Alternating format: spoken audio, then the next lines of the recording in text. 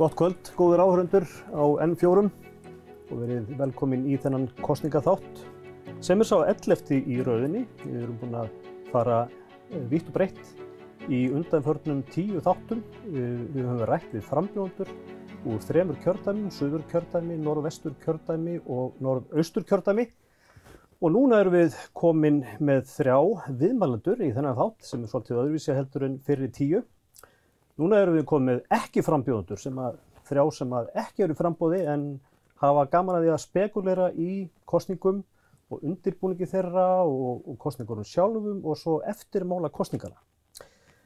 Ég ætla að kynna til leiks viðmælendur okkar í kvöld, Birgir Guðmundsson, stjórnmálafræðing og prófessor við Háskólann á Akureyri, Katrínu Maríu Andrésdóttur, viðskipta- og stjórnsýslufræðing og Aðalheiði Kristjánsdóttur, laganema og formann Themis, félags laganema við HA, Háskólann á Akureyri.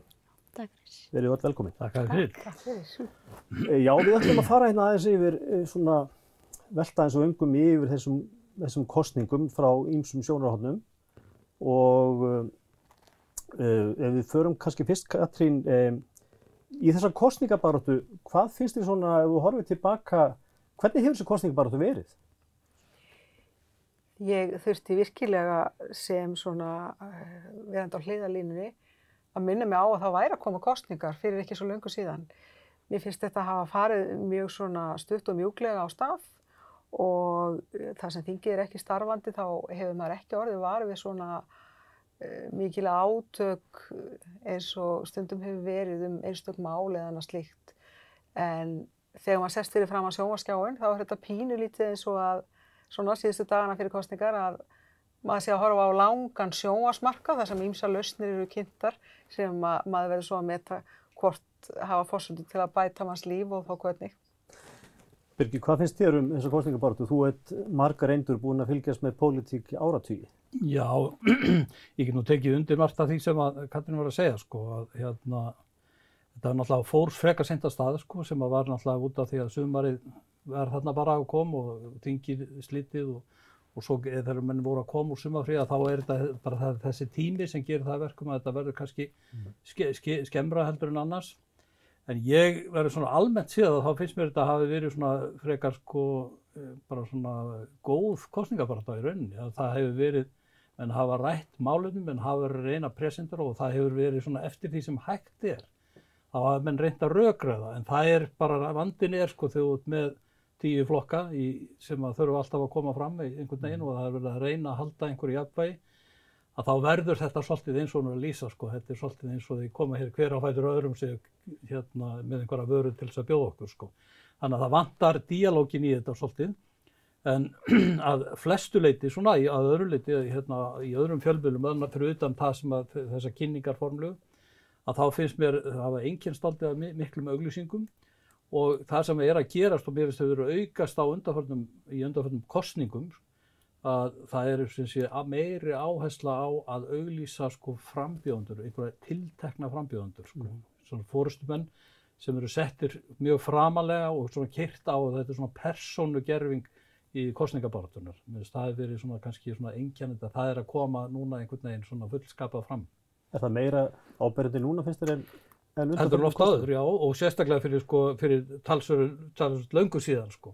En þetta held ég líka bara svona hluti af því sem gerist með breyttu fjölmiðlaumhverfi, að það hefur, sko, þetta náttúrulega byrjaði að breytast svo sem með sjónvarpinu sent á síðustu öld, sko. En þetta hefur aukist ennþá meira með samfélagsmiðlunum, þar sem að samfélagsmiðlarnir hafa í rauninni ýtt undir svona persónugervingu stjórnmálanna. Það eru það sem gert á samfélagsmiðlunum til þess, það sem að flokkarnir og forengjarnir sérstaklega að gera, það eiginlega ekki pólitík, sko. Og það hefur bara, ég mælti það í 2017, sko, að það var eiginlega bara mest af því sem stjórnmálamennirnir voru að gera á samfélagsmiðlum fjallaði ekki pólitík í þeim skilningi að það væru málefni, heldur var það sko, ég er að gera þetta og hitt og ég hitti þennan Jón og Gunnu og þau eru æðisleg og skemmtileg og svona, sko. Og það þá verið að búa til, finnst manni, kannski öðruvísi tengsl við kjósendur og það að þú tengist persónunum meira, sko, þannig að þetta verður verður svolítið öðruvísi sko, en auðvitað eru málefnið þarna líka sko, ég er ekki að segja það að þetta sé bara fegurðarsamkeppni sko, en þetta finnst mér vera svolítið svona einkennandi núna. Aðalheiður, hvernig horfir þetta við ungu fólki eins og þér? Já, ég er sammála þessu bara miklu leyti. Náttúrulega þetta byrjaði sko, maður var í rauninni ekkert var við að væri kosningar fyrir bara í byrjun september sko. Svona lok ágúst, byrjun september. Og eins og segir þetta með samfélagsmiðlana og að svona tengjast frambjóðendum. Ég held að það sé mitt það sem að líka svona leiðin sem að frambjóðendur eru svona að reyna að taka þegar kemur að ungu fólki. Að reyna að svona, já, ég veit ekki hvernig ég á að orða það, en þetta er góð leið til þess að reyna að ná til ung fólks. Þannig ég tek alveg undir með það. Þetta er náttúrulega þannig sko að kjósendurnir eru sko, þetta er bara samfélagið og svo margskipt sko. Þetta eru bara hólf, þú nærð ekki og ég meina það eru náttúrulega fyrir flokkana eru starfandi sko markaðssérfræðingar sko sem eru alveg búin að hugsa þetta út í drep sko. Að það ef þú ætlar að ná til unga fólksins eða einhver annað, þá er samfélagsmiðlarnir leiðin sko. Þannig að það getur vel verið að sko, það sem ég sé eitthvað allt annað heldur en það sem þú sér sko, og auglýsingarnar séu þannig og það sem við erum örugglega ekki í sömu sko bergmálshellum ég og Aðalheiður sko, eða mér ekki það ólíklegt sko. Þannig að það er verið að reyna og mér finnst þetta hefur tekið svolítið hjá þeim að þeir eru að ná þessu. En svo er hins vegar sko líka, þetta er einlega svona tvískipt, það er þessi margskipta almannarými sem við getum kallað, þar sem að menn eru hér og þar. Og svo er hins vegar sko þetta almannarými sem er fyrst og fremst í svona fjölmiðlum eins og hér og kannski Ríkisútvarpinu og þessum sjónvarpsstöðvum og blöðunum, þessum hefðbundnum miðlum.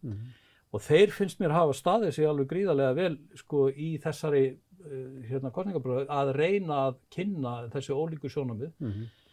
Og líka því að þetta eru svo margir. Það er sko, þetta er náttúrulega mjög flókið. Það er 11 frambara. Já, ég meina, og þú hlýtur að vera náttúrulega til þess búin að standa í þessu sjálfu hérna, þannig að þú eru bara lafmóður eftir hvað, 30 vitt. Já, ég meina, og á öðrum stöðum er sko jafnvel enn meiri kosningaumfjöllun og enn meira lagt í þetta, þannig að það er sem sé sko, þetta verður flókið að gera þetta og verður ekki þessi umræða eins og ég sagði áðan sko, þegar sem sé sko farið alveg, þú mátt ekki tala lengur og svona sko, heldur það er engin dýnamík í þessu sko. Aðeins meira kannski sko þessa samfélagsmiðla sem að við vitum að hafa alltaf meira og meira vægi í öllum sköpum hlutum, kosningabaráttu eða hvað sem er. Aðalheiður, ég er svo gamaldags, ég er bara á Facebook sko, en ég þykist að þú setur á Instagram og jafnvel TikTok. Svona minna en aðeins, já. Erum við frambjóðendur inn á öllum þessum miðlum? Sko, það er allavega náttúrulega inn á Facebook og Instagram. Það er bæði sko, þá eru kostaðar auglýsingar hjá flokkunum sjálfum, en svo er náttúrulega líka bara einstaka frambjóðendur sem eru með marga fylgjendur. Og þeir eru oft, eða bara eiginlega mjög margir að deila í svona, þetta kallast story, svona, það sem þeir eru að deila bara því sem þeir eru að gera yfir daginn. Og þeir eru að fara í fyrirtæki og hitta þetta fólk og fara þangað og svo eru þeir líka oft með sko bara svona glugga þar sem að fólk getur spurt á spurninga, bara þá persónulega spurninga. Þannig að og þetta er svona leið til að ná til ungs fólk sko. Getur eitthvað merkt hvort að það eru aðalega yngri frambjóðendur sem að gera þetta? Sko, já, ég hef meira tekið eftir hjá yngri frambjóðendum, en samt alveg líka eldri sko. Ég held að það er ekkert bundið við yngri frambjóðendur sko. Hvart Katrín margir yfir því að það sé bara ekkert að opna samfélagsmiðla, þeir séu bara kjaftfullir að allskyns kosningaáróðri. Hvað finnst þér? Það er óneitanlega að verða fyrirferða meira núna þessa síðustu daga svona. Já. En það sem er í þessu, af því að nú eru svo í raun og veru, hvað maður getur sagt, ég vil bara óreiðu kennt hvar menn koma fram og með hvað þeir koma fram. Að gleðin í þessu er líka það að hver og einn kjósandi, hann getur í raun og veru svona kynnt sér svolítið millilega laust við frambjóðendur fyrir hvað hann stendur viðkomandi frambjóðandi í ákveðnum málum og hefur svona meira aðgengi af þeim sem er að bjóðast til þessara starfa næstu 4 árin. Þannig að það er ákveðið tækifæri það líka með þessa samfélagsmiðla að nýta þá í þannig tilgangi og kjósendur finnst mér núna hafa margir hverjir líka verið að hampa þeim sem að þeim líst vel á og svona spyrja áleitinna spurninga og mér finnst mjög áhugavert að sjá hvernig kjósendur og ýmsir hópar kjósenda reyna að koma svona sínum málum á dagskrá á samfélagsmiðlum og þá að sjá hvernig undir það er tekið af hálfu frambjóðenda. Sko, ég þykist þetta sko áherslurnar eru mjög mismunandi eftir kjördæmi og ég hef orðið með þessu áskynja í þessum viðtölum sem ég er búin að taka við í þessum 3 landsbyggðarkjördæmum. Sko, ef maður myndi draga fram sko kannski 3 meginmál sem að er svona gegnumgangandi, það eru samgöngumál, það eru heilbrigðismál og það eru atvinnumál. Ég veit ekki, ég hugsa að sé kannski aðeins öðruvísi áhersla Birgir svo í höfuðborginni. Já, ég hugsa það stundum við kallað sko að raunhagkerfið sig út á landi sko, það sem að verða kannski áherslurnar aðeins öðruvísi, það er meira á þjónustu og svona kannski líka hvað maður að segja, svona meiri svona móralíserandi mál sko í Reykjavík, það kynferðisofbeldi og eitthvað slíkt sko og annað slíkt sem að kemur sterkar fram í þéttbýlinu sko, það sem er mikið þéttbýli. En þannig að ég hugsa að það sé sko svona dálítið, en ég er nú samt eiginlega svolítið hissa eins og til dæmis í þessum útvarpsþáttum sem að hafa verið sko í umræðuþáttunum sem voru, að þá hefur mér fundist vera sko tiltölulega lítið af kjördæmamálum, svona gamaldags kjördæmamálum sko, þar sem að er kannski vegur og brú eða einhverju samgöngumál sko. Það hefur kannski verið mest af því að þú ert að spyrja beinlínis þessi mál, ég bara tók eftir nógsinu, sko, þá ferðu og segir enn kjördæmi, sko, þú svona stillir mönnum svolítið upp vegg, sko. En ég held að það sé svolítið munur, en mér finnst samt í heildina að þetta séu svolítið svona mikið landsmál sem að hafa svona dóminerað umræðuna, sko. En umræðan er náttúrulega líka, sko, dregur dám hver af öðrum í þessu og langar aðeins að segja, sko, í framhald af þessu með samfélagsmiðluna, sko. Að vissulega er það rétt að ég meina það er náttúrulega þessi tækifæri og það er þessi kannanir sem ég hef gert sína stjórnmálamennirnir sjálfur telja að þeir geti sko þurfi ekki eins mikið á fjölmiðlunum að halda sem sé hérna hefðbundnum fjölmiðlum núna að því að þeir þurfi síðan hafið aðgang að samfélagsmiðlum. Hins vegar er það þannig að stjórnmálamenn hafa í undanfarandi kosningum núna síðan þessum kannski síðustu 2 minnsta kosti, þá er Facebook alveg, það er bara alveg yfirgnæfandi notað Facebook af frambjóðendum sko. Sumir hafa aðeins farið inn á, sko Instagram hefur aðeins verið að koma inn, sumir hafa einn og einn farið inn á Snapchat og einhverja aðra miðla, en það er alveg hverfandi.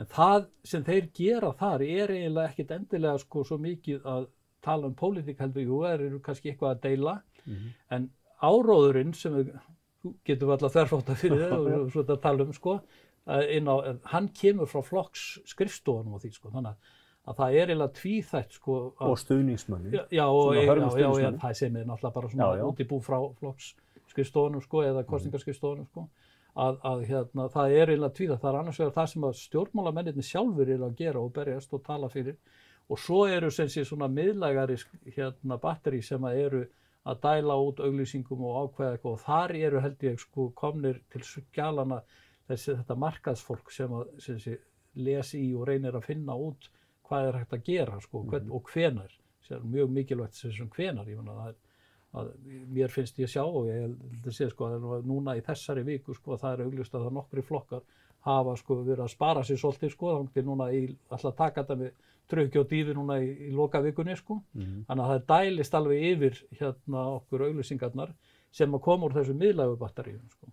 Ég heyrði einmitt einu flokki Pírötum, ég heyrði frá einum manni þar innandyra að það hafi verið strategískt hjá þeim þessa síðustu daga, ætlaðir bara að vera allstaðar, bara sjáanlega í öllum samfélagsmiðlum og bara... Ég held að þetta sé náttúrulega líka sko, ég held að þetta sé bara strategíða hjá þeim öllum sko. Og það er náttúrulega sko, svo getur verið sko, hvenær virkar svo strategíða sko, ef allir eru með allt á fullu sko, allstaðar sko. Þá getur það verið svona sko, afturöfugar afleiðingar jafnvel sko, menn bara verið frákværi. En þetta er sem sé svona bara, ég ætlaði bara að segja þetta með að það eru þessar miðlægu skrifstofur sem eru að koma mikið inn og við hefur verið svona ekki bara hér heldur allstaðar held ég sko, menn að tala það að það dálítið ofmetið þetta sko lýðræðisvæðingin sem felst í samfélagsmiðlunum að allir geti einhvern veginn komið sko.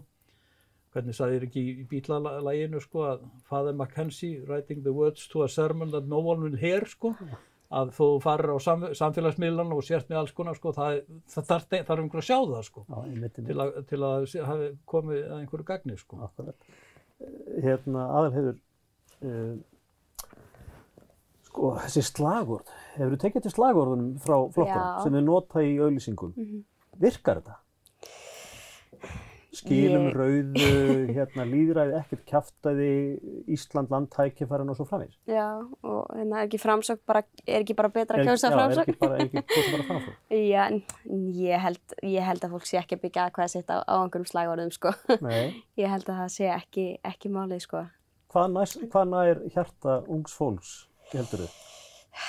Er það samfélagsmiðlandi skilaboðin þar?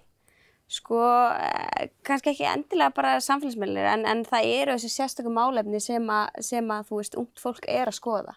Og þú veist, það vill, það eru svona kannski, það eru kannski ekkert allir sem að fara í bara að skoða stefnuskrár hjá öllum og hverjum einasta flokki þegar það er svona rétt svo að koma inn í pólitíkina. En svona ákveðin málefni sem skiptaði máli og eins og þessar samanburðarsíður, þar svo getur hreinlega bara flett upp málefni og séð bara sundurliða hvað hver flokkur ætlar að gera. Ég held að þetta sé svona kannski það sem að fólk er svona ungt fólk er svona mest að skoða. Þannig það virkar að setja upp svona síður? Já, ég held það. Allavega mjög margir sem ég þekki sem að byrja þarna sko. Að byrja á að hugsa hvað skiptir mig máli, í hvernig stöðu er ég, hvað skiptir mig máli og fer svo þaðan sko. Katrín, sko, mér finnst ég ekki heyra mikið tala í þessari kosningabaráttu ungt fólk. Maður fara að hugsa það. Ég aflaði með þeirra upplýsingar frá Hagstofu Íslands að það eru rétt 17.000 nýjir kjósendur sem að frá síðustu kosningum í október 2017. Það töluvert mörg atkvæði sko. Já, ég saknaði svolítið líka eins og hann kannski gert fyrir síðustu kosningar þar sem að lögð var töluverð áhersla á það hjá öllum framboðum og stjórnvöldum að hvetja til kosningaþátttöku. Mér finnst ég hafa séð svona minna það að ég er sammála því. Að það væri verið að hvetja til kosningaþátttöku og þó ég sé sannarlega ekki komið hér til þess að mæla með einum umfram aðra, heldur að rýna þetta svona sem í raun og veru nánast eins og áhugavert skemmtiefni og fræðsluefni vegna þess að það er svo ótrúlega gaman að velta fyrir sér hvernig menn er að færa fram sinn málflutning, hvað er að hafa að segja, hvað virkar og í hvernig umbúðum það er borið fram. Þetta er ákaflega áhugavert og sem leikmaður á hliðalínunni getur maður ekki annað en dáðst að því hvað með ná góðum árangri með vel heppnuðar í kosningabaráttu oft á tíðum en svo geta að maður heldur lítil atriði í fyrstu orðumönnum fjöturum fót á síðari stigum og ég held að svona ákveðin léttleiki ég held að það til dæmis höfði vel til Íslendinga, ekki síður ungsfólks heldur en annara, en ég held að málefni ungsfólks séu kannski ekki í dag eins svona, hvað segir maður, eins flokkuð frá málefnu bara allra annara vegna þess að umhverfismál eru auðvitað málefni ungsfólks eru á málefni allra kynslóða. Það eru heilbrigðismál líka, atvinnumál eru það líka og svo getum við haldið áfram niður listan eða upp listan. Að þessi málaflokkar þeir varða auðvitað alla Íslendinga og alla sem að eiga við okkur samskipti einu öðru leyti. Þetta var það sko. Birgir, það er stutt í kosningar. Á þessum tímapunkti, hvað segja rannsóknir? Hvað eru margir, svona hlutfallslega margir búin að ákveða sig bara núna þegar eru bara ekki margir klukkutíma ángur til að kjörstaðir opna? Það eru sko, maður nú ekki nákvæmlega tölurnar sko, en það er ótrúlega hátt hlutfall sem ákveðið sér bara á kjördag sko. Og sem er ákveðið bara sem er á 11. stundu sko, sem að kemur og það hefur sýnt sig og það er svona kannski að aukast jafnvel sko og við sjáum það bara í könnunum sem að hafa verið gerða sko að það eru tiltölulega margir sem eru ekki ákveðnir sko og þó að menn sé að reyna að knýja fram jafnvel sko einhver svör sko, einhverja svona í hvaða átt ætlar að kjósa og svona sko. Að þá er mjög margt sko, getur margt breyst á þessum síðustu metrum. Og ég held að þetta sé sko kannski líka að því að það sko landslagi núna með alla þessa flokka og fylgið sem sé svona dreift virðist vera, svona samkvæmt könnunum og það þú ert með sko, fyrir nokkrum árum vorum við með sko hugmyndunum sko 2 turnatal sko, sem það voru það Samfylkingin og Sjálfstæðisflokkurinn sem að mældu svona eins og turnar í skoðanakönnunum. Nú erum við bara með svona ráðsalengjur sko, að að þetta eru sem sé í kringum 10% sko flestir nema Sjálfstæðisflokkurinn einhvers staðar 20+ sko.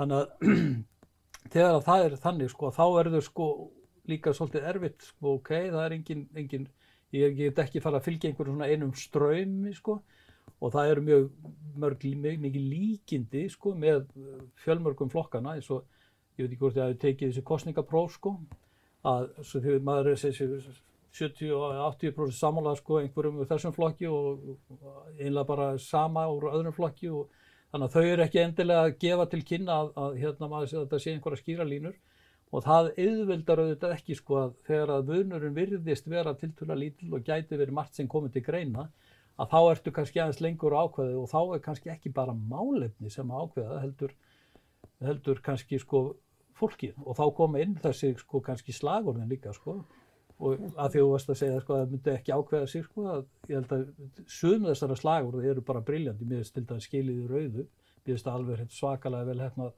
þetta svona rebel sko flokkur sem að þá sko hverjir eru það sem að kannski hlusta á það skilið í rauðu sko, það eru þeir sem skilið auðu að þeir kannski fara þá og gera eitthvað sko í því og ég meina og þetta bara svona mjög vel heppnað fyrir þetta það hefur víðari skírskotun. Og eins til dæmis þetta sem þú nefndir sko ekki bara best að kjósa Framsókn.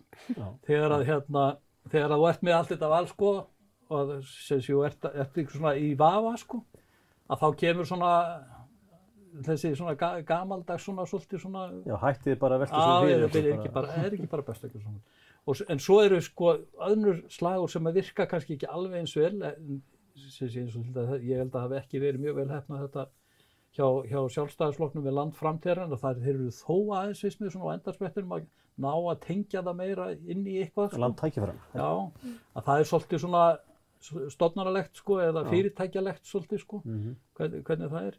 Þannig að ég held að sko það geti skipt máli hvernig þessi slagorð eru þegar að menn eru sem komnir einhvern veginn svona í vafa það hvort á þessi A eða B eða Z eða X eða hvað sem að þú ætlar að kjósa sko. Og eins vegna þess að ég held að lengi vel, nú ætla ég ekki að tala alltaf lengi en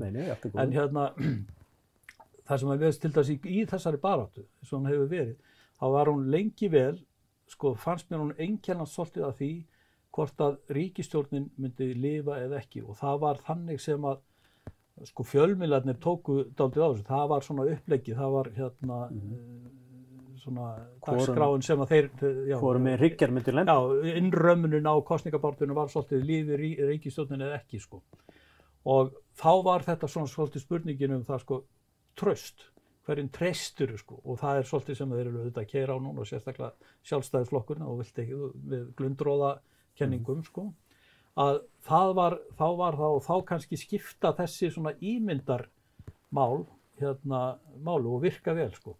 Síðan hefur þetta verið sko svolítið að færast finnst mér bara síðustu daga að yfir í það að það eru svona þessi kannski sem við getum kallað kjaramál í mjög víðum skilningi sem sé hvernig að það séu sko fátækt að það séu einhverjir hópar sem eru einhvern veginn svona afskiptir að það hefur tekist að svona setja svolítið kastljósið á það þannig að traustið svona kannski hefur aðeins vikið og ef það sem sé þegar hún nær þessu að þá setja þessi mál á oddinn sko, að þá líkur til þess að þetta traustvinkillinn sko, vinki svolítið, sérstaklega líka að þú ert með svona margar flokka, þú ert með 3 ríkisstjórnarflokka en 7 sem eru svona allir segja og allir hafa jafnan tíma til að segja hér er allt í kalda koli sko og þú ert með 7 fiðlur sko að spila undir hvað þetta sé alltaf að hrynja og rómbrenni að þá er það náttúrulega sterkar heldur en hitt sko þannig að það getur verið þetta sem sé svona skemmtilegt að fylgjast með hvernig þetta færist til sko.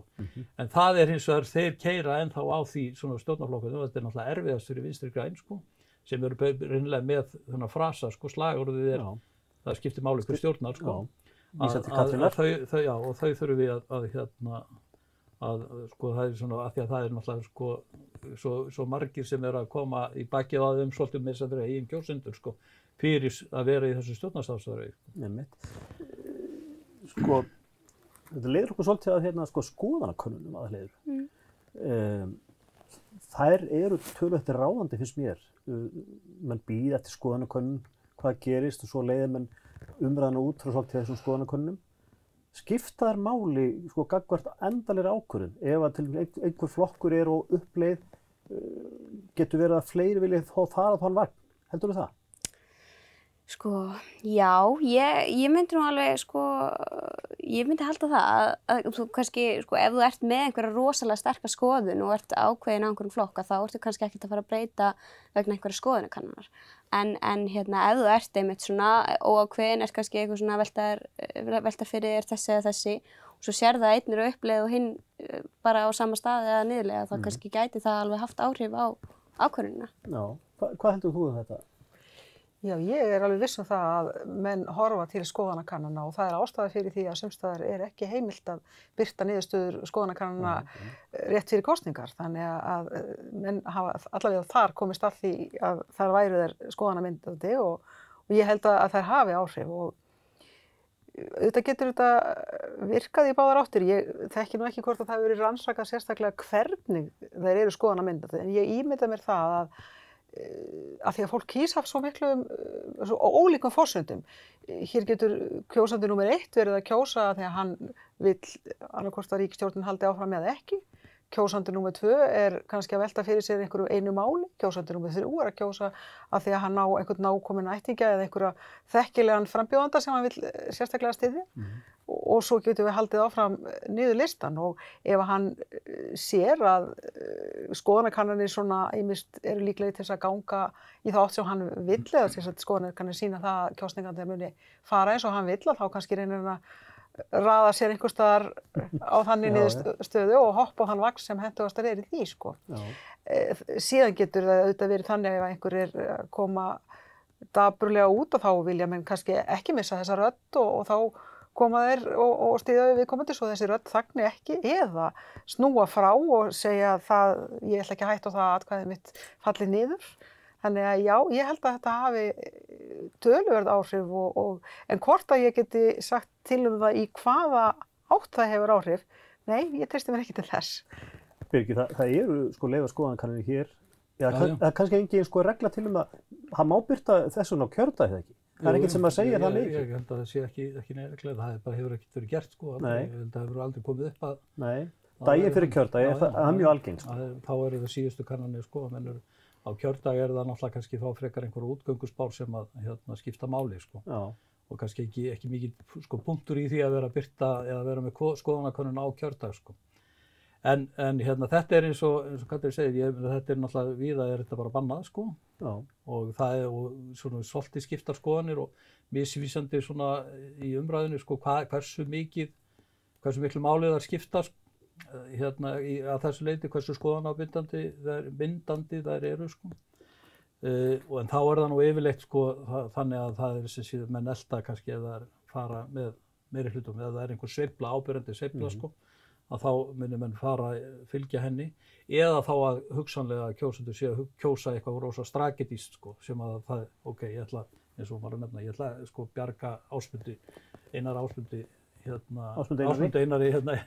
inn í Reykjavík eða Lilju eða eitthvað slíkt sko.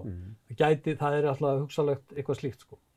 En ég held hins vegar sko eins og þetta hefur þróast núna að þá eiginlega ekkert slíkt í myndinni sko vegna þess að skoðanakannanirnar þeir sýna svo dreift fylgi. Það er engin trend sko alveg, engin augljós trend sem að menn munu stökkva á sko. Það er engin sem að gefur það til kynna. Og það bara eiginlega gjörsamlega ómögulegt að kjósa einhvern veginn strategískt sko í þessu landslagi vegna þess að örlitla breytingar á fylgi einstakra flokka geta sko alveg sett maskínu og rúlluna af stað sko til þess að það fer allt og maður sér ekki hvar þingmennirnir lenda sko. Það getur munað alveg 2, jafnvel 3 þingmennum sko örfá prósent hér og þar sko. Þannig að það eiginlega, ég held að skoðanakannanir séu þá núna kannski þá fyrst og fremst svona bara eiginlega svona, ég ætla ekki að segja skemmtiefni, sko, en það svona vísbending það hvernig landið liggur vissulega og kannski einhver leiðavísir fyrir það hvernig menn alltaf svona að reyna að haga baráttunni, en það held ég sko hefur ekki stór áhrif á kjósendur held ég sko. En þessi svokallega sko flokkshollusta, hún á undanhaldi, alveg klálega, það ekki? Man finnur einhvern veginn að þessi, svona hvað maður að segja, meiri lausung á fylginu heldur var hérna í gamla daga, þegar sem að allir voru bara njörfaði niður í flokka 70-80%. Ég held að það sé alveg þannig og ég man nú ekki betur en ég hafi séð einhverja könnun það hvort að fólk ætlaði nú að velja það sama og valið var síðast sko og ég sá ekki betur á þeirri könnun sem að birtist nú opinberlega hér fyrir nokkrum dögum að það væri það bil helmingur sem að væri að velta fyrir sér að gera eitthvað allt annað sko. Já. Þannig ég held að það sé, en svo veit maður ekki sko, ég held að menn hafi líka töluverða taugar til þeirra sem þeir hafa verið að styðja og oft á tíðum og leiti kannski frekar tilbaka, ég held að það sé ýmsar sveiflur sem við höfum séð og tilfærslur fólki bendi til þess að það geti verið. Sko. Er ekki það sem Birgir var að nefna hérna áðan, sko, að þegar á Hólminn er komið, jafnvel inn í kjörklefanum, þá leitar maður heim. Það gæti alveg verið og svo sem það er ákveðin vísindi líka, sko, þú veist hvað þú hefur en ekki hvað þú færð, sko. Ja. En þessi síðasta vika mun skipta miklu máli, menn trompa ekkert út kannski ásvonum á fyrstu dögunum og ekki frekar en að bera eftirréttin fram í góðu matarboði á undan forréttinum, þá vilja menn hafa bestu bitana núna í þessari viku. Hvort að þeir ná svo að kynna þá virkilega til leiks fyrir kjósendum og þá ekki síst þeim sem ekki hafa gert enn hug sinn upp. Það er svo stóra spurningin og verður spennandi að sjá næstu helgi hvað kemur upp úr pottunum. Sko, leiðtogaumræður er svo alltaf sko þessi lokapunkturinn í kosningabaráttu í ríkissjónvarpinu. Geta þær skipt sköpum? Ja, þær hafa skipt sköpum náttúrulega. Við fyrir að gera bara hugsa Ingu Sæland. Jú, það er reyndar rétt. Að var ekki sett hún hefði grátið sín á þing. Jú, að bara tilfinningaþrungin sko framkoma. Auðvitað skiptir það máli þegar að menn eru og ég þekki persónulega nokkra sem að bara segjast bara gera upp hug sinn sko eftir þær umræður sko. Já. Þannig að það er ábyggilega. Ég var út á flokkshollustunni sko. Já. Ég var svona að fylgjast með aðaleið. Ég var að velta fyrir hvort hún hefði sko, hvort þetta væri eitthvað framandi hugtak fyrir hana sko. Já. Af því að þetta er náttúrulega sko bara yngri kynslóður sko þekkja þetta ekki með sama hætti eins og við kannski. En mælingar sína og það sem sé íslenska kosningarannsókninu sko þau hafa verið að mæla þetta lengi og kemur þetta mjög greinilega fram að það er sem sé komin mikið flakk á fylgi og hefur verið og ég held að það sé sko orðið sívaxandi ekki síst meðal annars út af breyttu fjölmiðlaumhverfi og breyttu svona umhverfi sem við höfum í samfélaginu sko. Almennt að það er sem sé eftir sem sé hrunið að þá hefur náttúrulega sko flokkunum farið að fjölga og fylgi farið svona á hreyfingu og menn það er ekki þetta lojalitet gagnvart flokkum með nánast sko nærri því sama hætti eins og áður var. 2009 er síðasta sko síðustu kosningarnar þar sem að fjórflokkurinn var með einhvern svona almennilegan stabba mikið 90% af atkvæðum. En síðan er þetta bara hefur þetta splundrast upp sko og breyst sko. En sko kjörsókn aðalheiður, það er stór breyta í þessu. Sko í síðustu kosningu 2017 var kjörsóknin nálægt 80%, 81 ef ég maður rétt á landsvísu. Það er oft talað að það sem skiptir máli í kjörsókn sé unga fólkið, að það skili sér á kjörstað. Innflytjendur, það er annar hópur sem hefur ekki skilað sér mjög vel á kjörstað. Heyrir þú til dæmis í kringu þig að unga fólki, þínu vinahópur allir að kjósa? Sko já, ég nú hef svona aðeins verið að ræða þetta við fólk upp í háskóla til dæmis og ég hugsa að þó að það sé ekki allir ákveðnir akkurat núna að þá ætla allir að kjósa, allavega með það sem ég hef verið að heyra. En svo er kannski spurning með svona yngsta hóp kjósenda, þú veist, þeir sem eru í menntaskóla er eftir að koma á menntaskóla, kannski önnur spurning þar. Ég meina það kannski, ég man sko að þegar fyrir seinustu kosningar þá var ég fekk kosningar 2 dögum fyrir kosningar, já, og þú veist, og ég fór vissilega á kaus, en maður var ekkert, þannig sé ég var ekkert að pæla í því hvort einhver flokkur ætlaði að bjóða betri barnabætur eða gera eitthvað í húsnæðismálum. Þannig að maður kannski svona, ég skil að einhverju leyti þetta, þetta að kannski yngsti hópur kjósenda sé ekki að skila sér kjörstað, en það samt rosalega mikilvægt. Og ég held einmitt að það þurfi kannski svona aðeins að ýta við þessum hóp. Þú nefndir áðan einmitt að unga fólki spáði svolítið í einmitt, málefni ykkar, ungu kynslóðunar, húsnæðismál, fjölskyldumál. Er þriðja breytan líka svo bara hreinlega bara persónur og leikendur, það að segja bara hvernig fólk kemur fram, það hefur eitthvað dálítið að segja, og svo framvegis, framkoma? Algjörlega.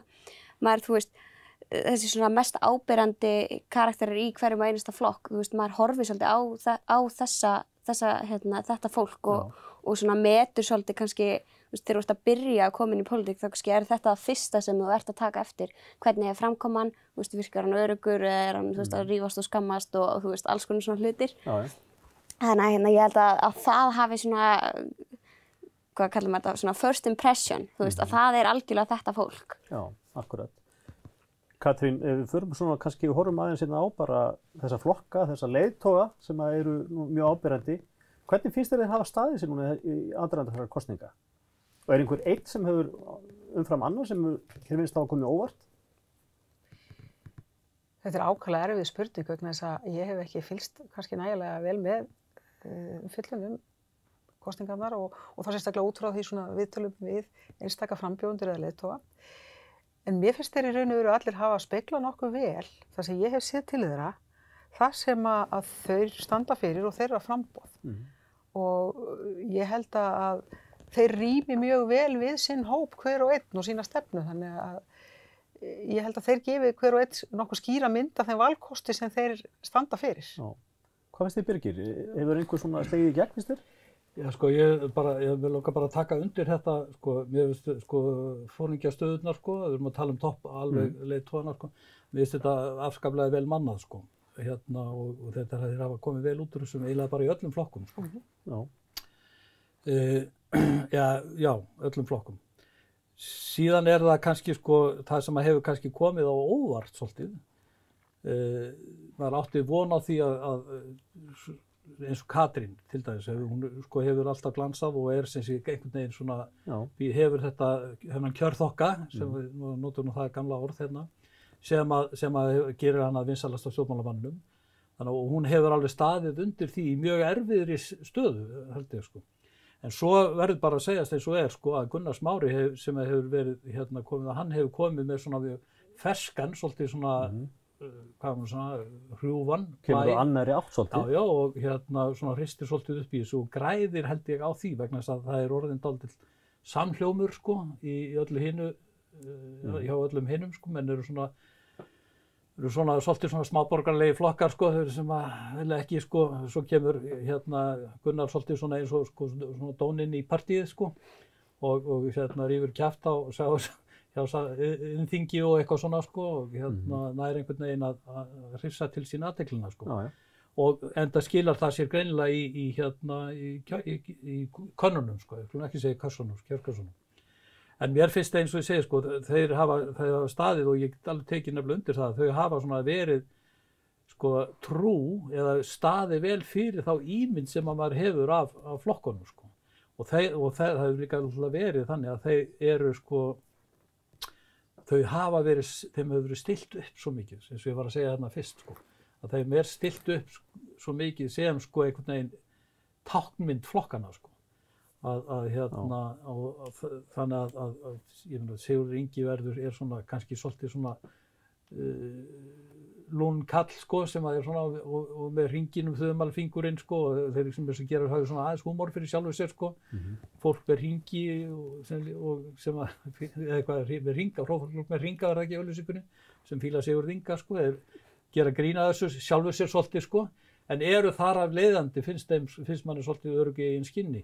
Sjálfstæðisflokkurinn svona eins og svolítið svona corporate, Bjarni náttúrulega svona með businessvitið svolítið sko og þannig vill hann koma og vera samt ábyrgur sem slíkur. Fjármálaráðherra. Já, og hefur alveg staðið sig í sem slíku.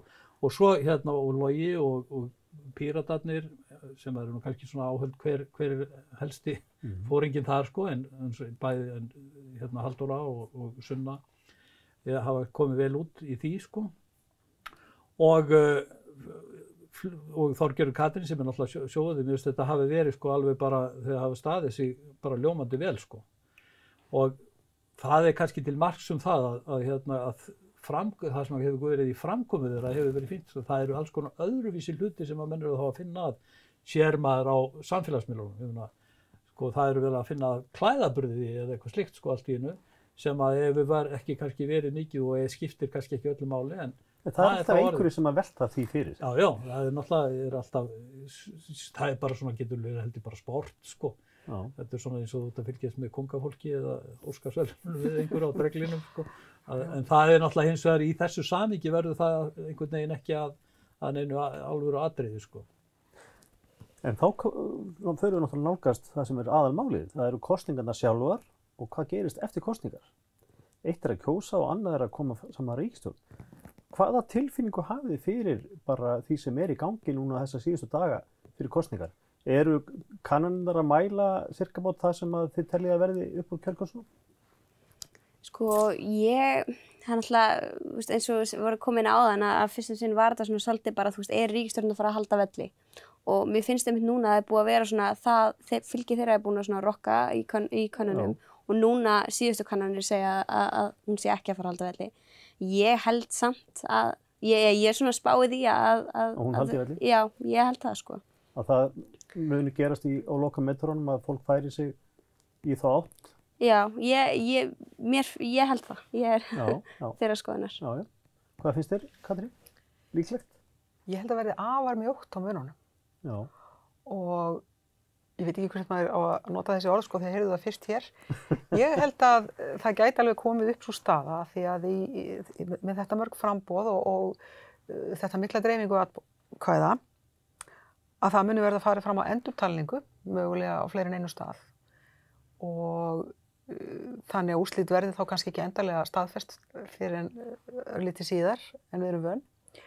Og mögulega, ekki það að endurtalning hafi nú venjulega breytt neinu stórum hlutum hér, en mögulega, ef það er mjög mjótt á mununum, gæti það haft áhrif eitthvað. Ég held, miðað við það sem maður hefur séð, að kjörsókn muni ráða töluverðu það hver niðurstaðan verður á endanum, sérstaklega einmitt af því að það er svona mjótt á mununum. Ég held að þessi rótgrónu flokkar eigi heldur inni miðað við skoðanakannanir, bæði vegna þess að þeir sem enn hafa kannski ekki gert upp hug sig séu svona mögulega líklegri til að fara þangað, eins og þú sagðir áðan, kannski svona ratapínliti heim. Það er stór hópur kjósenda, eldra fólk sem ekki er spurt í þessum könnunum ef ég veit rétt. Og gefur sig ekki heldur upp, kannski. Eða gefur sig ekki upp, en líka bara, sko annars vegar erum við að tala að yngra fólk mæti mögulega síður á kjörstaði og hins vegar að skoðanakannanir séu ekki að spyrja elsta hóp kjósenda. Það er nú reyndar sko, viðskilningur sko, það eru allir spurðir, það er engin efri mörk sko lengur sko, það var sko fyrir mörgum árum. Þetta er bara, segja eitthvað sem hefur farið á stað núna upp á síðkastið. Já, ok. Ég held að það hefur verið bara núna síðast í dag eða gær sem að MMR var að senda út fréttatilkynningu til dæmis sko. Þetta sérstaklega. Þetta sko sérstaklega vegna þess að þetta er komið sem sé út mjög víða í samfélaginu sko. En þær kannanir sem eru netkannanir, maður veltir fyrir sig hvort að svarhlutfall eldra fólk sé ekki lakara. Þannig að ég tel að þessi rótgrónu flokkar eigi inni miðað við og muni koma betur út heldur en kannanir segja til. Hvað gerir svo eftir kosningar? Ég ætla að taka hérna undir með aðalheiði. Mér finnst ekkert ólíklegt að þeir flokkar sem að núna eru við völd muni freista þess að ræða saman og kalla þá fleiri til liðs við sig ef að þess verður kostur, ef að niðurstöðurnar verða með þeim hætti. Mér þykir það svona líklegasta niðurstaðan. Já.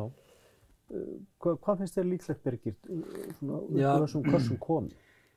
sko það er náttúrulega allt mögulegt sko einhvern veginn og maður svona rennir dálítið svona jarðvísindamaður sko með að spá. Pappinn var nú jarðvísindamaður. Að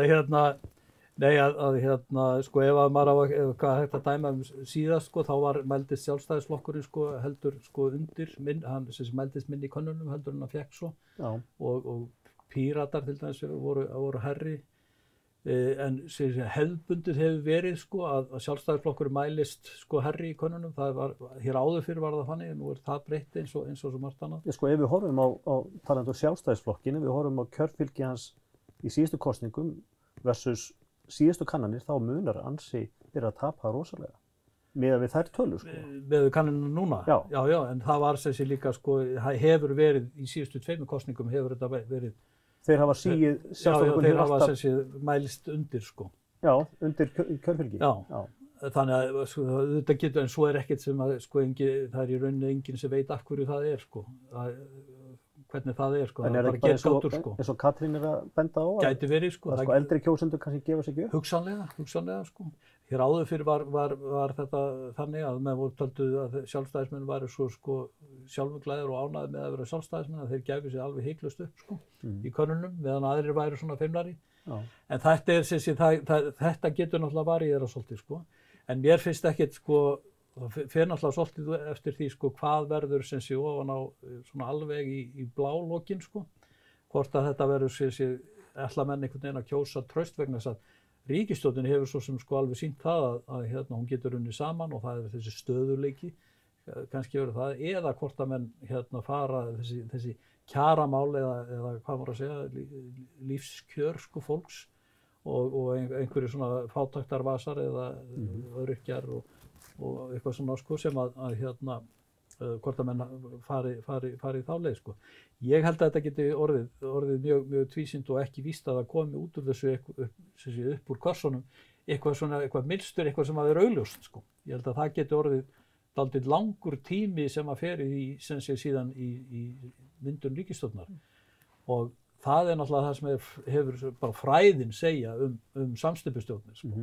Fræðin segja það að því fleiri flokkar sem þú ætlar að hafa í ríkisstjórn því erfiðar að verða myndina og því líklegra að hún springi. Og það er ekki bara vegna fjöldans eða fjöldin skapar það sem er óvissa. Og það er óvissan sem er sko stóra breytan í því og þegar það eru líka mjög margir flokkar sem að hafa skipulag, ekki svona gamaldags, svona kannski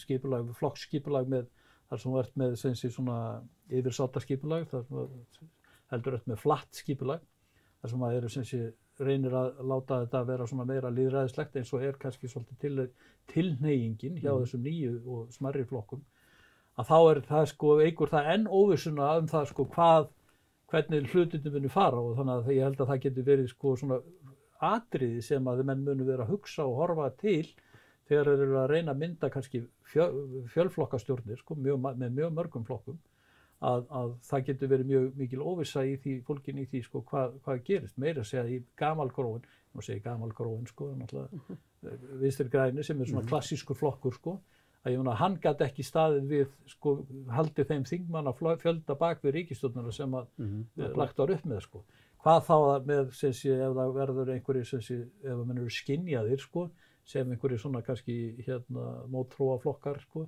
eða uppreisnarseggir eins og kannski Píratar eða eitthvað svona sem að eru ég tala ekki sósíalista eða einhverja sem að eru líklegir til að taka einhverja svona kannski aðra afstöðu bara eins og gerðist með Bjarta framtíð og í ríkisstjórninni.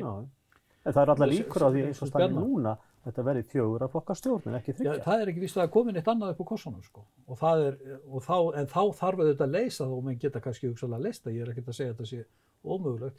Ég held bara að þetta verði kannski svolítið flóknara og viðkvæmara sko upp á það að hún verði sko langlíf stjórnin sem myndur sko að það mun ekki koma upp. Ég meina það eru sko saga samsteypustjórn á Íslandi náttúrulega fyrst og fremst þess eðlis að þegar þú ert með sko hefur verið með þetta fyrsta 3 flokkastjórnin, áður voru 3 flokkastjórnir vinstri stjórnir og þær sprungu alltaf á limmun á endanum sko, bæði stjórnir frá 56 og 78 að þær sprungu á því að sem sé þegar að hérna komst inn á kjörtímabilið þá komið upp mál sem að reyndist ekki hægt að leysa sko. Ég ætla að vera upp ykkur í lokin. Ég ætla að vera svo býrafinn að spyrja ykkur hver verður næsti forsætisráðherra? Birgir? Lúna. Já, það verður væntanlega, mér þykir langlíklegast, það eru tvö nöfn sem eru líklegust sko. En það eru sem sé annarkvort Katrín eða Sigurður Ingi, held ég. Já, Katrín, hvað segir þú? Það eina sem þetta er í huga að segja núna er það sem Halldór Laxness sagði á sínum tíma, sko, er það gott jobb? Ég get ekki svarað þessu. Ég get það ómögulega. Ég held að þetta geti farið í allar áttir, þannig að ég ætla að... Það verður alveg örugglega sko erfitt jobb. Já, ég held að það einmitt, ekki dýst að það sé svo gott jobb, sko, en örugglega samt mjög skemmtilegt svona þegar maður er búinn að sinna því og það hefur tekist vel, sko. Hvað segir þú Aðalheiður? Hver heldur þú að verði næsti forsætisráðherra Íslands? Ég held að verði Katrín. Hún er rosalega vinsæl. Ég held að hún haldi áfram. Hún haldi áfram? Já. Já, það verður gaman að rífa þetta upp þegar verður búið að telja upp kjörkjósunum og mynda ríkisstjórn. Það verður örugglega ekki auðvelt verk. Nei. Ég held að við getum öll verið saman það. Nei, maður gerist ekki óvænt. Það er nú spennan. Það er spennan. Ég held að þessar kosningar verður með þeim mest spennandi í mörg ár. Ég hef þá tilfinningu. Já. Og kosninganóttin. Erum við sammála því? Já. Ég held að kosninganóttin, sko, maður fer ekki að sofa alveg. Held ég, sko. Svo er veðrið, það er breyta í málinu. Kannski. Algjörlega. Ja, það er spáð fyrir að frekka köldu veðri og geti þess að snjóa á heiðu. Þannig að það er svona ýmislegt. Og með svona mörg framboð og með svona mjótt á mununum, þá mun uppbóta hringekjan verða eins og þeytivinda alla nóttina. Þannig að það verður einhverju sem verða með í maganum, þingmenn, mögulega út og inni, það er skemmtilegasta. En ekki fyrir þá sjálfa. Mjög tvísýnt. Við hafa nú sjálfsagt lúmst gaman að þessu, annars að þið er kannski ekkert endilega að bjóða sig fram í þetta verkefni. Það er ekki einhver sem sagði það, sem var í þessari stöðu að vera inn og úti, sko, það væri nú sanngjarnt að menn hefðu þing fara að kaupa á meðan þeir væru inni, sko. Já, yfir nóttina. Fyrir þann tíma. Já, við erum komin að lokum þessa skemmtilega þáttar. Ég þakka ykkur kærlega fyrir að taka þátt í þessum umræðum. Aðalheiður Kristjánsdóttir, Katrín María Andrésdóttir og Birgir Guðmundsson. Kæra þakkir. Takk sömuleiðis. Og við látum þessu lokið í kvöld. Við hvetjum að sjálfsögðu landsmenn alla til þess að fara á kjörstað og kjósa. Margir eru búin þegar að kjósa utan kjörfunda atkvæðagreiðslu, en hinir drífa ykkur á kjörstað. Takk fyrir kvöld.